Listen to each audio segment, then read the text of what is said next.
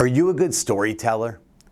Well, it's really important in sales that you become a good storyteller. Now, a lot of people really don't think about this. I was training my agents today, as a matter of fact, and a few of them said, I never thought about storytelling. Like, I'm a good storyteller, and I never really applied it to any of the clients or prospects that I'm working with.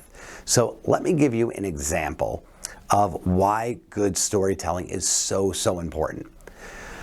Well, if you think about just a completely different industry, think about a criminal defense team, and you've got the prosecutor from the state, and you've got the criminal defense team working for this defendant that may or may not be a criminal.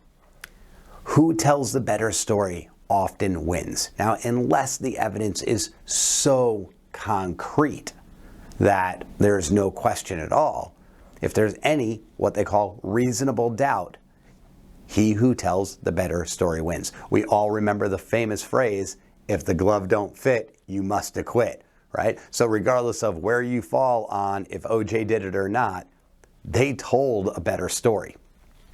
Now, how does that apply to real estate? Well, let's go through a scenario here, and you've got a prospect and they're looking to list their home.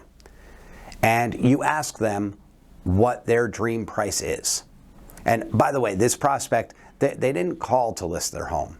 They maybe did a valuation online with your valuation tool, and you reached out to them and you said, I saw you did a valuation tool and wondering when you're looking to list your home. And they go, oh, no, I was really just looking for the value, actually thinking about renting the home. So, selling is not really on my radar. As you continue through that process and you're continuing to talk to them, they go, well, I guess for the right price, I would sell it. And you say back to the prospect, okay, great. What is that right price that would make you want to accept an offer today?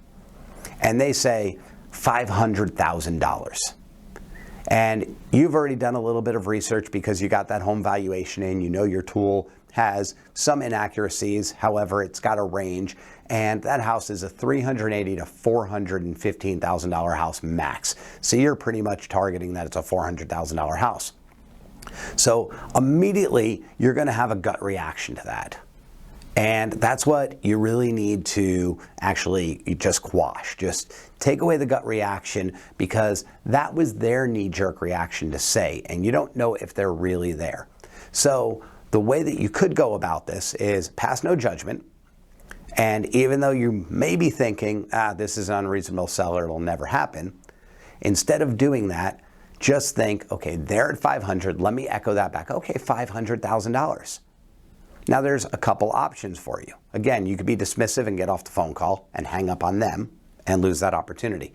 The second thing you could do is come back in a very sterile manner where you say something along the lines of, okay, $500,000. So if somebody came in and offered you $425,000, is that something you consider? And they say no, right? Because at $425,000, it was words. It didn't mean anything to them. And there's a third way you could do it, and it's with storytelling. And I'll let you know exactly what the impact is after I tell you the talk track here. So again, they said $500,000. Oh, great, $500,000. So let me ask you a question, and this is going to be far-fetched. It's unrealistic, but let's say somebody came into your home and they absolutely loved it. And they had one of those aluminum briefcases in their hand with handcuffs tied to it and to their wrist.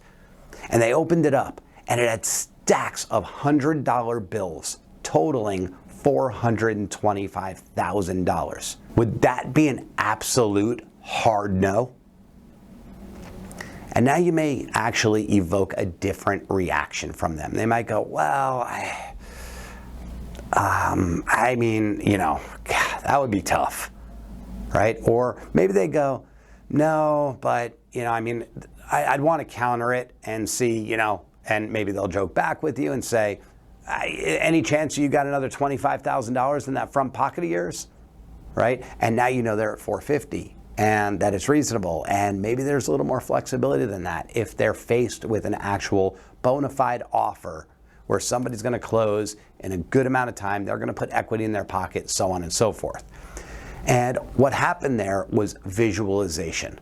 So the difference between saying to that person, so if somebody came in and offered you $425,000, would you consider it?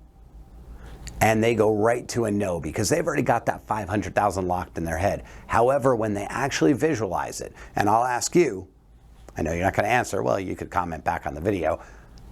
Did you actually visualize that? Was there some visualization? Did you visualize Howie Mandel or the women on Deal or No Deal bringing up the briefcase? Did you visualize a mobster or a cartoon character or somebody else and actually see that aluminum case, see it open, see those $100 bills?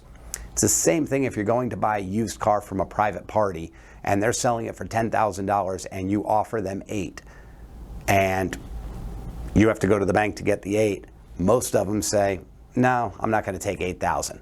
You take $8,000 and a stack of $100 bills out of your pocket and you say, this is all I've got, this is my take it or leave it offer. The consideration is a lot different because it's in their face. They've got the money. They don't even know if you're coming back. Why are they going to tell you yes to $8,000? Because then maybe you go, you come back and I thought about it.